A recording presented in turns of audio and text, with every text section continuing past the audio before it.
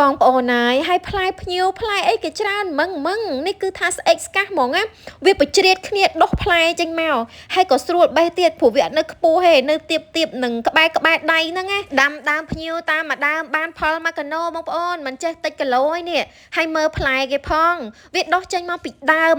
វាអត់មានដុសចេញមកពីចុងមេឃទេអានេះគឺថាដើមកាន់តែធំផ្លែកាន់តែច្រើនតែដើមមួយនេះមិនមែនមានអាយុកាលតិចតួចទេអាយុកាលមិនក្រោម50ឆ្នាំទេទ្រាំតែបានដើមធំប៉ុណ្ណេះអ៊ំស្រីម្ចាស់ផ្ទះឆ្នាំនេះគាត់ល្អថាភ្ញៀវរបស់គាត់ផ្លែតិចណាស់មីអូនអើយតិចខ្លាំងមែនទែនហើយដល់ពេលខ្ញុំមកមើលជាក់ស្ដែងវ៉ាវនឹងតិចឯហ្នឹងបងប្អូនតិចអត់ជួយដាក់បន្ទុកមើលតិចឬក៏ច្រើនអូយបងប្អូនអើយផ្លែគៀកដៃហ្មងស្រួលបេះហ៎គាត់ថាមកលើកហ្នឹងអាក្រោមអត់តន់ទុំហ្មងអញ្ចឹងអាគៀកដៃហ្នឹងបេះញ៉ាំអត់តន់ឆ្ងាញ់ឡើយទេវាជូរចាំវាទុំបន្តិចសិនហើយមើលផ្លែគេ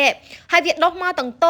ងស្រួលបេះហ្មងដោយហេតុអ៊ំស្រីម្ចាស់ផ្ទះថាអត់សូវមានផ្លែបើធៀបជាមួយឆ្នាំមុនគឺផ្លែតិចជាងឆ្នាំមុនចង់50%ដោយសារតែឆ្នាំនេះវាក្តៅខ្លាំងពេកផ្លែអត់កាន់ហើយគាត់ខំស្រោចទឹកផងណាទ្រាំតែបានផ្លែអញ្ចឹងវីដេអូនេះនាងខ្ញុំមកថតនៅម្ដុំវត្តគោខេត្តបាត់ដំបងឥឡូវយើងដាក់ចដាឡើងបេះខ្លួនឯងឲ្យស្គាល់រសជាតិថាបេះផ្លែភ្ញៀវមិនខ្លះនេះអីបងប្អូនស្រួលប្រឡេះមែនតែនយើងបេះវាតែម្ត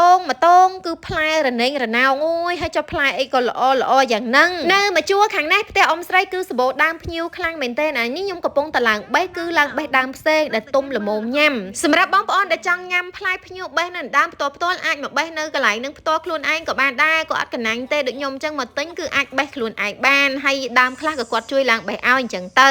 ដើររកបេះភ្ញៀវសោះហើយក៏ស្រាប់តែមកកលេចឃើញដើមផ្ទីភ្ញាក់ផ្អើលពុំដែលឃើញដើមផ្ទីអីខ្ពស់មឹងទេនេះខំលើកដៃចាឲ្យដើមផ្ទីនៅតែខ្ពស់ជាងខ្ញុំទៀតណាហើយអ៊ំស្រីក៏ថាក៏អត់កាត់ទេដោយសារផ្ទីហ្នឹងគេទុកធ្វើពូជអូយបងប្អូនដែលខ្ញុំដាំផ្ទីដែរមិនដែលបានខ្ពស់ចឹងសោះខ្ពស់ចឹងមិនក៏អ៊ំអត់កាត់ធ្វើម្ហូបចឹងទុកឲ្យកាត់គ្រាប់ស្អាតទុកឲ្យវាកាត់គ្រាប់ហ៎ឥឡូវយើងបេះបានហើយពេលទៅដល់ដើមយើងបេះនៅដើមហើយមកគិតលុយមកគិតខាងមុខព្រោះនៅមុខផ្ទះអ៊ំស្រីគឺគាត់មានដាក់ភ្ញៀវលក់នៅមុខផ្ទះរៀងរាល់ថ្ងៃដោយសារឥឡូវខែភ្ញៀវឯណាហើយឃើញតែខ្ញុំកាន់2ក្តាប់ដល់ពេលយកមកថ្លឹងគួរសមដែរបងប្អូន3គីឡូគាត់លក់1គីឡូ5000សម្រាប់តម្លៃដែលខ្ញុំមកទិញថ្ងៃនេះក៏ប៉ុន្តែគាត់បានបញ្ជាក់ថាគាត់លក់តម្លៃនេះដោយសារតែឆ្នាំនេះគាត់ប្រើទឹកច្រើនគាត់ស្រោចច្រើនណាហើយដើមភ្ញៀវរបស់គាត់ក៏មានច្រើនដើមដែរបើអត់ស្រោចទេខ្លាចវាអត់កាន់ផ្លែគាត់ដើមឆ្ងាញ់ឃើញនៅតិចហ្នឹងឥឡូវយើងមកភ្លក់រសជាតិភ្ញៀវទាំងអស់គ្នាជូរអែមមកល្មមញ៉ាំឆ្ងាញ់ណាបងប្អូនតែអាហ្នឹងតើញ៉ាំជ្រលក់ជាមួយនឹងអំបិលម្ទេសបន្តិចចឹងទៅអូយដៃខ្ញុំថ្ងៃហ្នឹងអត់ស្អាតទេហើយ